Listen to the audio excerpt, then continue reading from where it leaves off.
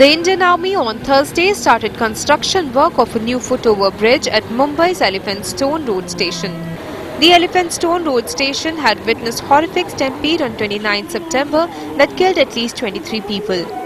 On 31st October, Railway Minister Piyush Goyal, Defence Minister Nirmala Sitharaman and Maharashtra Chief Minister Devendra Fadnavis had visited the site.